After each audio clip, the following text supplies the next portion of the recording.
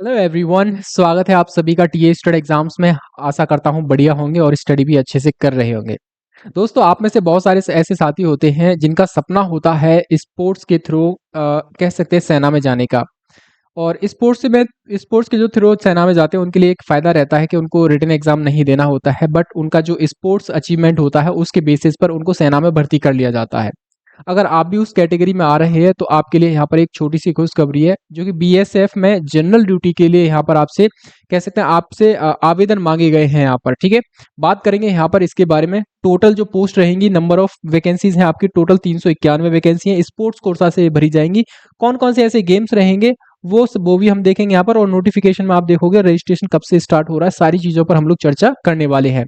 तो पहली बार चैनल पर आए तो सब्सक्राइब जरूर कर लेना चैनल को, बेल आइकन को जरूर दबा देना। ठीक है, चलिए मैं आपको ऑफिशियल नोटिस पर लेकर चल रहा हूँ सीरा। और ये आपका ऑफिशियल नोटिस है, बीएसएफ की तरफ से जारी किया गया है। और आप सभी जानते हो बीएसएफ जो है आपका under ministry of home affair के अंतर्गत काम करता है। ठीक है, बात करेंगे हम लोग यहाँ पर। ये जो वैकेंसी है आपकी मेल और फीमेल दोनों ही कैंडिडेट के लिए रहेगी। नॉन गैजेटेड और नॉन मिनिस्ट्रियल आपकी पोस्ट रहेगी। ठीक है, ये भी याद रखना। ठीक है, जनरल ड्यूटी के लिए यहाँ पर तो सारी चीजें याद रखेंगे। और सबसे इंपॉर्टेंट चीज ये है कि आपका जो रजिस्ट्रेशन है वो आपका 16 अक्टूबर यानी कि परसों से स्टार्ट हो रहे हैं और 4 नवंबर तक आपके रजिस्ट्रेशन होते रहेंगे। ठीक है, मतलब कुल मिलाकर देखा जाए तो आपके पास 20 दिन के समय मिला है आपको यहाँ पर।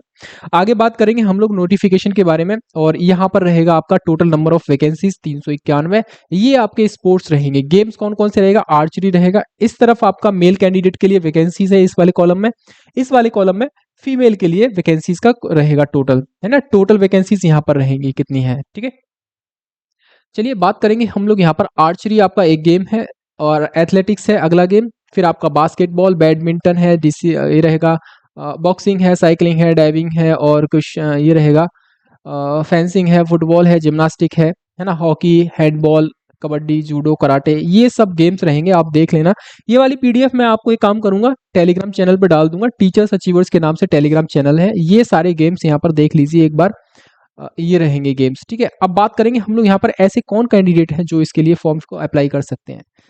ठीक है, चलिए यहाँ बात करेंगे पे स्केल के बारे में। पहले तो ये आपका लेवल 3 की पोस्ट है। लेवल 3 की पोस्ट के लिए 21,700 मिनिमम बनता है यानी बेसिक पे बनता है, और 69,100 रुपए तक का आपका मैक्सिमम बन सकता है यहाँ पर। तो यहाँ बात करेंगे हम लोग यहाँ पे, इसमें अदर अलाउंसेस भी ऐड होते हैं। तो ऑलमोस्ट देखा जाए तो 40 से लेकर 42,000 के आसपास ये सैलरी आपको देखने को मिल जाएगी।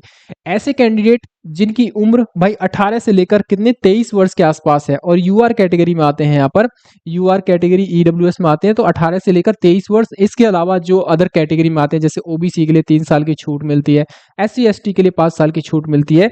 तो यहाँ पर उनके लिए भी ये कह सकते हैं यहाँ पर रिलैक्सेशन मिलेगा। और सबसे इंपॉर्टेंट चीज, आपके पास जस्ट मैट्रिकुलेशन होना चाहिए। इसके अलावा आपने यहाँ पर ये आपका स्पोर्ट्स का सर्टिफिकेट से रिलेटेड हो जाएगा। यानी एक प्लेयर जो यहाँ पर खेला हो कहाँ कहाँ पर। अब देखो यहाँ पर गेम्स के नाम दे रखे हैं यहाँ पर।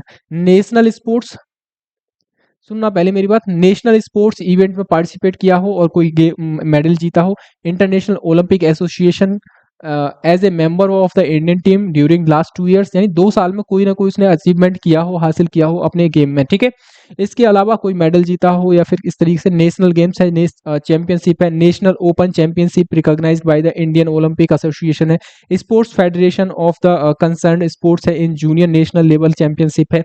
यानी कुल मिलाकर यह है 2023 यानी 4 नवंबर 2023 से और 4 नवंबर 2025 के बीच में उसने कुछ ना कुछ इवेंट में पार्टिसिपेट किया हो और यहाँ पर कह सकते हैं कोई मेडल जीता हो। अब वो यहाँ पर देख लेना, सारी चीजें यहाँ पर दे रखी हैं। ठीक है, चलिए आगे बात करेंगे हम लोग यहाँ पर।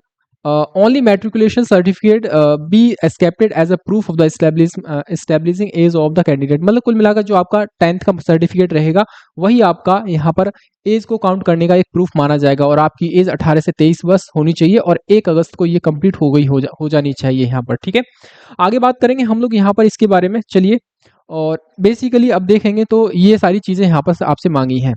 ठीक है, अब इसको थोड़ा सा ध्यान से सुन लेना। अगर आपने यहाँ पर किसी गेम में पार्टिसिपेट किया है तो आपके लिए बहुत ज्यादा जरूरी है जानना।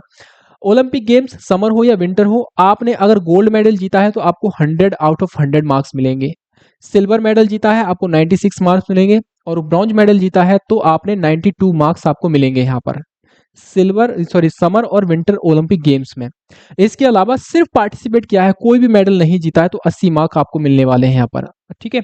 इसके बाद वर्ल्ड चैंपियनशिप या वर्ल्ड कप में 90 मार्क्स गोल्ड मेडल के लिए, 86 मार्क्स सिल्वर के लिए, 82 मार्क्स ब्रॉन्ज के लिए, 70 मार्क्स सिर्फ पार्टिसिपेशन के लिए।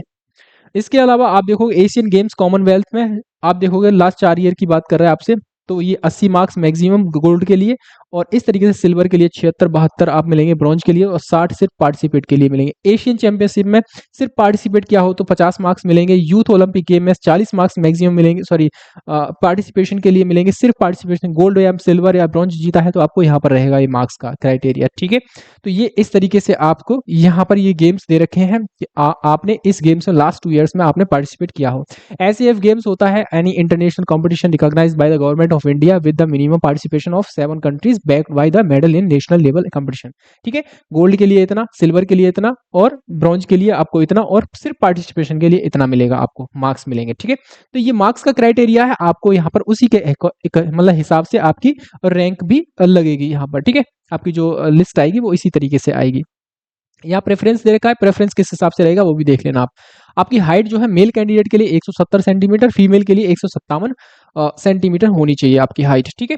बाकी यहाँ पर रहेगी आपकी मेल और फीमेल के लिए यहाँ पर अलग अलग तरीके से दे रखी है। शेड्यूल ट्राइब के लिए कह सकते हैं 162 हो जाएगा यहाँ पर। मेल कैंडिडेट के लिए यहाँ पर क्या दे रखा है भाई, चेस्ट का फुलाव भी दे रखा है। ठीक है। अनएक्सपेक्ट कह सकते हैं अनएक्सपेंडेड रहेगा, यानी बिना फुलाव के 80 सेंटीमीटर, और फुलाव के साथ आपको 85 सेंटीमीटर चाहिए ही चाहिए यहाँ पर आपकी चेस्ट। ठीक है। चलिए, हाइट वेट और चेस्ट का एक अलग क्राइटेरिया रहता है, थोड़ा सा इन्होंने कह सकते हैं मेडिकल का टर्म्स भी दे रखा है यहाँ पर। 6/6 और 6/9 दोनों बोथ हाइज होनी चाहिए यहाँ पर। ठीक है। तो ये आपका रहेगा यहाँ पर। ठीक है। टोटल रहेगा आपका यहाँ पर 391 वैकेंसीज के लिए यहाँ पर आपसे आवेदन मांगे गए हैं बीएसएफ में स्पोर्ट्स कोटा के रिगार्डिंग। अगर वैसे मैं ये पीडीएफ जो है आपको टेलीग्राम पे डलवा दूंगा अभी, और कोई भी अगर डाउट बचता है तो आप लोग कमेंट सेक्शन में हमसे पूछ सकते हो। ठीक है। और पहली बार आए चैनल पर सब्सक्राइब जरूर कर लेना, और सेशन को शेयर करना चाहते हो तो कर दीजिए। ठीक है। चलिए मिलेंगे फिर अनदर अपडेट के साथ, तब तक के लिए अपना ख्याल रखिए। फिलहाल के लिए जय हिंद, जय भारत।